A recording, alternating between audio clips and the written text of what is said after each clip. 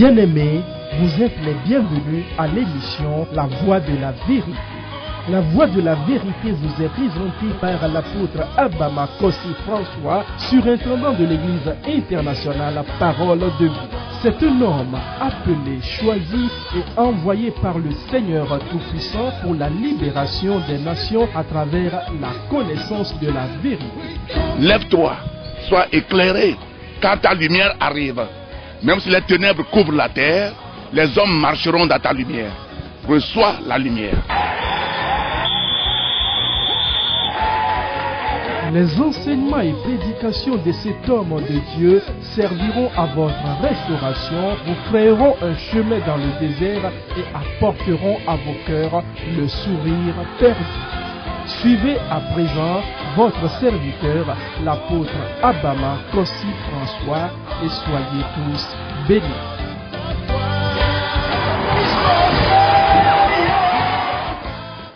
Remerciez le Seigneur pour ses bienfaits.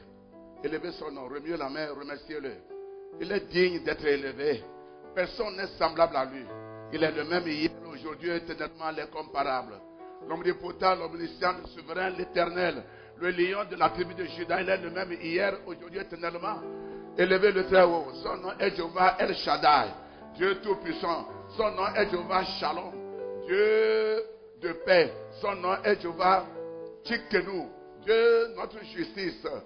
Dieu, son nom est Jéhovah Ra, Jéhovah Shama. Il est toujours présent au milieu de nous. Il ne voyage jamais. Son nom est Jéhovah Elohim, le Dieu créateur de l'univers. Son nom est Jéhovah Nissi, Dieu notre victoire, Dieu notre bannière. Son nom est Jéhovah Mekadesh. Son nom est Jéhovah Rofi, notre berger. Notre Père, notre Dieu, nous t'élevons. Nous te magnifions parmi les dieux. Agis dans la vie de ton peuple ce matin et que toute la gloire, honneur te soit donnée au siècle des siècles. Dans le nom de Jésus. Que le peuple de Dieu dise Amen. Assois-toi s'il vous plaît. Tu peux faire mieux que ça. Acclame le Seigneur des Seigneurs. Alléluia.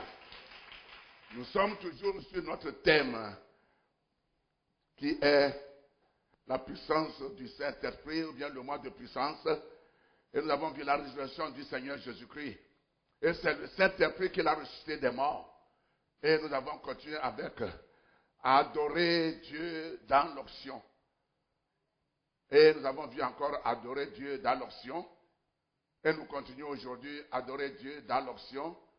Mais il y a, entre parenthèses, la loi de l'amour. Amen. Adorer Dieu dans l'onction, la loi de l'amour. Nous ne pouvons jamais adorer Dieu dans l'onction sans l'amour. Sans l'amour pour Dieu et sans l'amour pour nos prochains. Jésus a résumé les 10 commandements, comme nous le savons dans Marc 12, versets 30 et 31, que le premier commandement, c'est d'aimer Dieu de tout son cœur, de toute son âme, de toute sa pensée, de toute sa force, et aimer son prochain comme lui-même. Donc Dieu a résumé les 10 commandements en 2. Premier commandement, aimer Dieu. Deuxième commandement, aimer son prochain.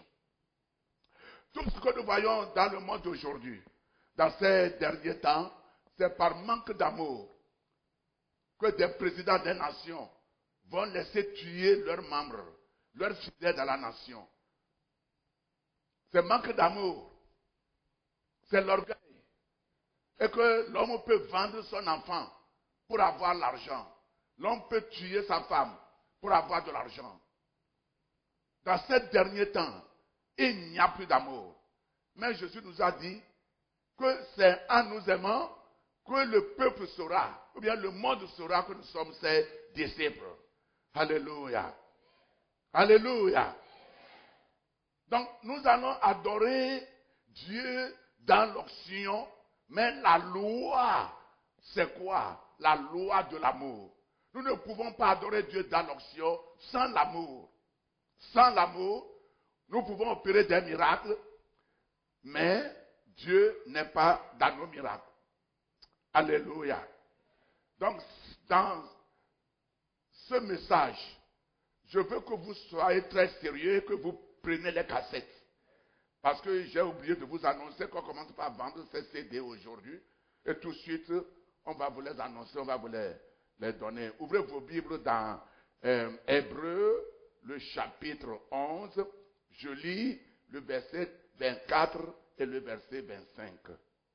À propos de notre patriarche, notre prophète, notre messager, Moïse. Hébreux 11, verset 24 et verset 25 dit ceci dans ma Bible. C'est par la foi que Moïse, devenu grand, refusant d'être appelé fils de la fille de Pharaon, aimant mieux être maltraité avec le peuple de Dieu que d'avoir pour un temps la jouissance du péché. Alléluia. Alléluia. Je voudrais écouter la voix des enfants de Dieu. Dans le plan de Pharaon, il faut que Moïse soit son substitut, son remplaçant sur le trône. Quand il mourra, c'est Moïse qui prendra sa place pour diriger l'Égypte. Mais ma Bible dit, comme vous venez de l'écouter, qu'il refusa qu'on ne l'appelle plus fils de la fille de Pharaon. Puisque c'est la fille de Pharaon qu'il a trouvée sur la mer Rouge. Sur le Nil, pardon. Il refuse. Il préfère mourir, souffrir avec les enfants de Dieu, plus que d'avoir des biens de Pharaon, boire, avoir des filles innombrables, avoir de l'argent, vivre dans le palais royal. Il préfère souffrir avec Jésus-Christ. Voilà l'amour pour Dieu. Et il refusa tout ce que Pharaon lui promettait. Il refuse. Aujourd'hui, combien de personnes ne laissent pas leur patrie souffrir pour leur bien personnel? Ne laissent pas leurs femmes, leurs frères souffrir, mourir même pour leur bien personnel. Plus loin, vous allez voir, ouvrez Exode 2. Exode 2, je lis que le verset 16 et 17. Vous connaissez l'histoire, mais je vais lire ça avant de vous expliquer cela. Il n'était pas encore appelé par Dieu. Exode 2, versets 16 et 17. Le sacrificateur de Madian avait 7 filles. Elles vinrent puiser de l'eau et elles remplirent les augues pour abreuver le troupeau de leur père. Les bergers arrivèrent et les chassèrent. Alors Moïse se leva, prit leur défense et fit boire leur troupeau. Quand Moïse a tué l'Égyptien, il a fui. Il est assis dans le désert, ne sachant où aller, ne sachant où dormir, ne trouvant quoi manger. L'amour que Moïse a fait qu'il a commencé par aider les jeunes filles qui sont venues pour puiser de l'eau. Et il y a les bergers, d'habitude c'est ce qui se passait. Les bergers les renvoyaient. Et les bergers puisent de l'eau pour leurs brebis avant que les filles ne viennent. Mais quand Moïse est assis à côté du puits, les regardant, comment ces bergers maltraitaient les filles, Moïse s'est levé. Voilà l'amour. Moïse s'est levé. Il dit, mais qu'est-ce que vous faites avec les filles? Et il s'est planté là. Il a puisé de l'eau pour toutes les filles. Bien-aimé, si tu as l'amour, tu ne peux pas attendre que les gens souffrent, que les gens meurent, que les gens... Et puis tu ris. Et c'est par manque d'amour que nous voyons les guerres civiles, les guerres des nations. C'est par manque d'amour pour Dieu et manque d'amour pour son prochain. Très important, bien-aimé. Et sans amour, nous ne pouvons pas être sauvés. Ma Bible dit, Dieu a tant aimé le monde et il a donné son Fils. Son Fils unique. L'amour. Aujourd'hui, dans nos églises, est-ce qu'on s'aime? Franchement parlant, au fond de notre cœur, est-ce que nous nous aimons? Est-ce que l'homme aime réellement sa femme? Si oui, pourquoi aller courir autre femme encore et ne cherche pas même ce que la femme va manger à la maison? Pourquoi? Où est cet amour? S'il n'y a rien, donc moi et ma femme, nous allons avoir tous faim avec les enfants. Ou bien je cherche ce qu'ils vont manger et moi, l'homme, le père de la maison, je peux avoir faim. Mais l'homme peut abandonner sa famille et aller quelque part manger avec autre fille. C'est ce que nous voyons aujourd'hui. Où est l'amour? Et dans tout ça, on dit, il est écrit, l'homme est la tête, il faut que la femme se soumette. C'est pas ça, c'est pas ce que la Bible dit. Moïse s'est levé, combattre. Et quand les filles sont arrivées à la maison, leur papa demande, mais comment vous êtes venus aujourd'hui très tôt comme ça? D'habitude, c'est la nuit que vous venez, non? Il dit, c'est quelqu'un, un Égyptien. L'habillement que Moïse a porté, c'est comme un Égyptien. Or, il n'est pas Égyptien. Quand tu te portes mal, tu t'habilles mal, on peut te classer parmi les bandits. Or, tu parles la langue. Tu es né de nouveau. Tu te coiffes comme un bandit. Quand on t'arrête, on ne te demande rien. D'après ta coiffure, on va te gifler d'abord.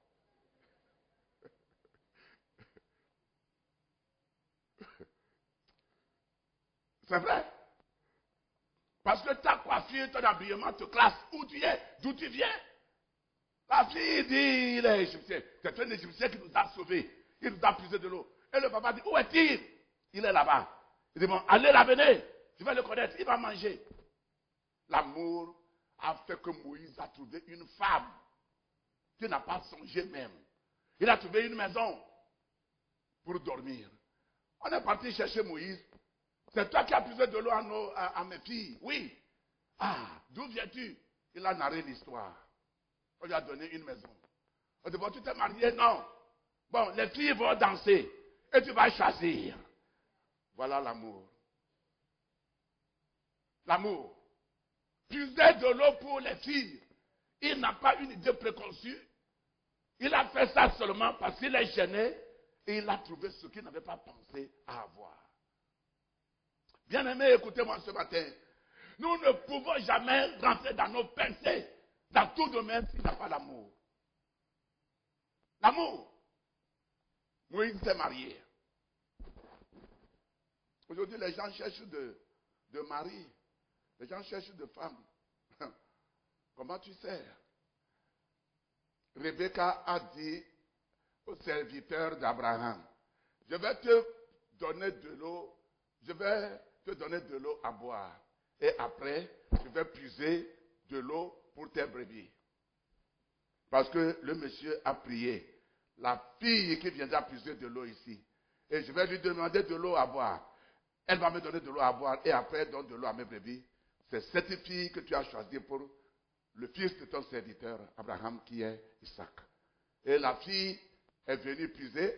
Le serviteur d'Abraham dit, mademoiselle, veux-tu me donner un peu de l'eau, je vais boire? La fille dit, oui, je vais te donner de l'eau à boire. Et après, je vais donner de l'eau aussi à tes brebis. Elle a répondu. Donc, la fille qui est joviale, qui aime donner automatiquement, c'est fini. L'amour. L'amour. Nous devons aimer Dieu et combattre en faveur de Dieu. C'est la vie de Shadrach, Meshach, Abednego. Ils ont pris la position à cause de l'amour de Dieu. Ils ont mis leur vie en péril à cause de l'amour de Dieu. Nous n'allons pas adorer tes idoles. Il vaudrait mieux que nous mourons dans le feu. L'amour pour Dieu. Leur vie est en péril. Aujourd'hui, je ne sais pas l'état où est l'église de Christ aujourd'hui. Parce que tout le monde cherche seulement pour lui et on ne veut pas voir Dieu. Comment Jésus est mort pour nous. On ne veut pas souffrir pour Dieu. Et on erre de montagne en montagne, de vallée en vallée, d'église en église, sans avoir une position pour travailler, pour glorifier le Seigneur. Shadrach, Meshach, Abednego. Ils ont mis leur vie en danger à cause de l'amour de Dieu.